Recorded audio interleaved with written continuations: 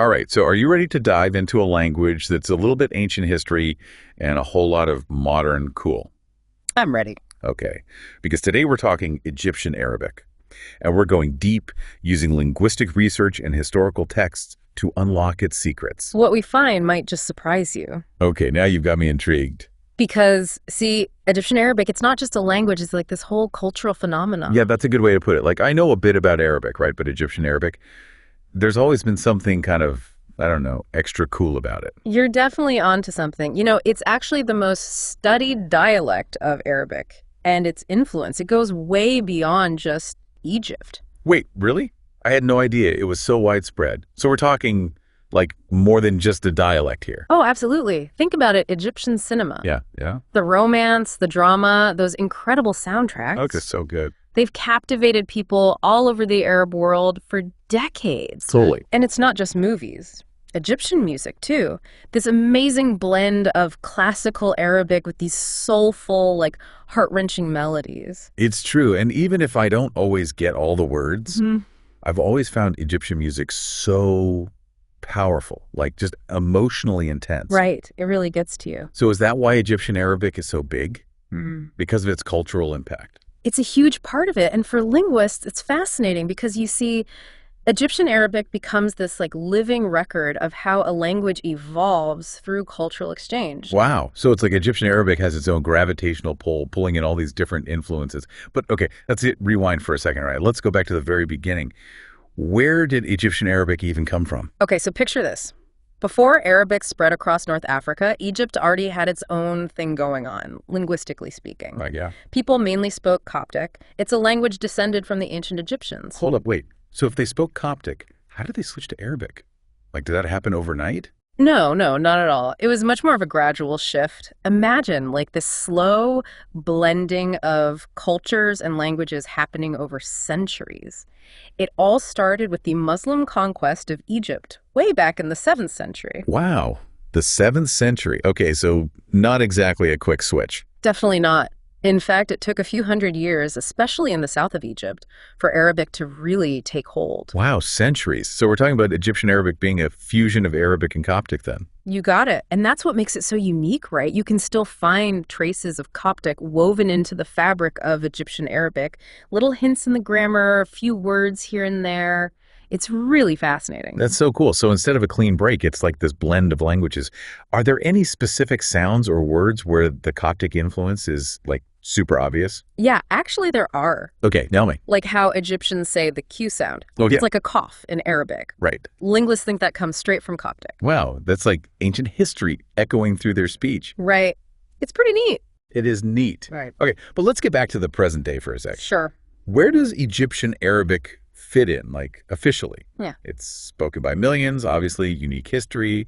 Do they use it for like official stuff? Ah, that's where it gets interesting. Okay. Officially, the Egyptian government, they say modern standard Arabic is their national language. Ah, so that's like the official Arabic. see. News, documents, schools. Yep, all that. So then where does that leave Egyptian Arabic? It's the language of everyday life, you know? Hmm, Music, movies. But official recognition, that's been a bit of a journey. really? Huh. Yeah, but here's the thing. Even without that official stamp, Egyptian Arabic has a literary scene. No way, really? Yeah. Hold on, tell me more about this Egyptian Arabic literature. Okay, so it started popping up in the early 1900s. Okay. You had novels like Zainab. Think of it as like their version of Huckleberry Finn. Oh, I see. So it was groundbreaking. Totally. Yeah. Using everyday language, challenging those old literary norms, it was a big deal. Showed everyone that Egyptian Arabic, it could be art. Wow, a literary revolution. Mm. Okay, so we've got a language of the people shaped by all this history breaking into literature. Oh, that's pretty impressive. Right. It is. But there's one more thing. You mention dialects within Egyptian Arabic. I was hoping you'd ask about that. All right, hit me. What kind of linguistic adventures are we talking about if I'm traveling through Egypt? All right, picture this. You're in Alexandria, right on the Mediterranean. Okay, I'm there. You're hungry. You want some falafel. Who doesn't? You got to order tamia. That's what they call it there. Pamia, got it. But head down south to Cairo. Suddenly you got to switch it up. It's falafel again. Wait, seriously? The same food, different names depending on where you are. That's hilarious. Right. But that's just how it is. Okay, but besides just distance, why? What causes those variations? History plays a big part. Remember we were talking about Upper and Lower Egypt? Yeah, the historical division. That wasn't just political. It affected their dialects, too. Upper Egyptian Arabic, it holds on to some older Arabic pronunciations. Fascinating. So you've got this whole tapestry of dialects, each with its own little quirks. Exactly. But even with all that variation, I'm guessing there's got to be some common ground, right? Yeah. Something that unites all those dialects. Oh, absolutely. It's like, think of siblings, right? They might have their own little quirks, slang, Yeah, but at the end of the day, they can still understand each other. right. Makes sense. Same with Egyptian Arabic. Common grammar, core vocabulary, they can all get each other.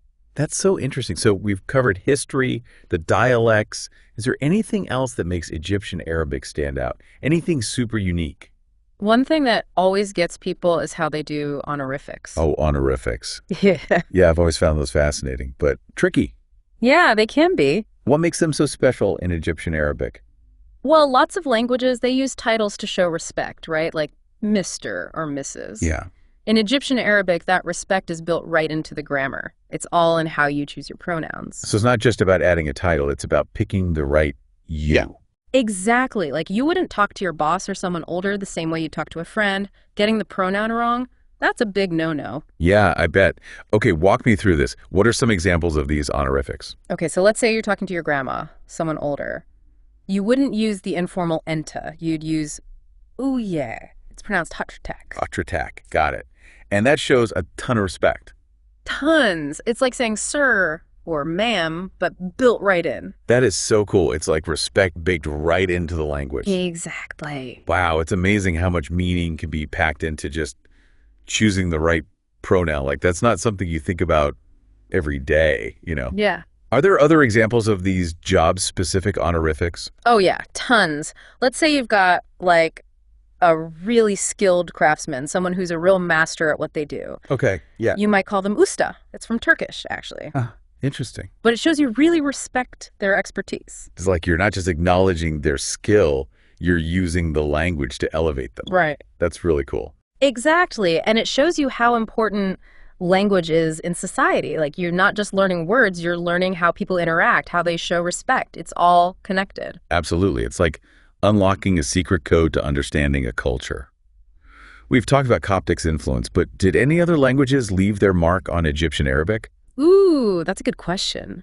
You've got to remember, Egypt's always been this crossroads.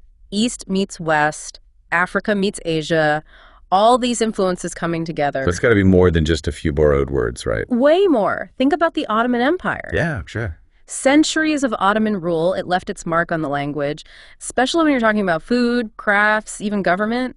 You'll hear Turkish words sprinkled in. That makes total sense. Yeah. Egypt was part of the Ottoman Empire for a long time. Exactly. And then you've got French and Italian, too. During the 19th and 20th centuries, those were big influences. Ah, so more recent. Yeah, and you'll see it in words related to fashion, art, politics, all sorts of stuff. It's incredible how you can trace those historical connections through the language, like a timeline written in words. It's true. So for our listeners who are now like totally hooked on Egyptian Arabic, what would you say is the best part about learning it?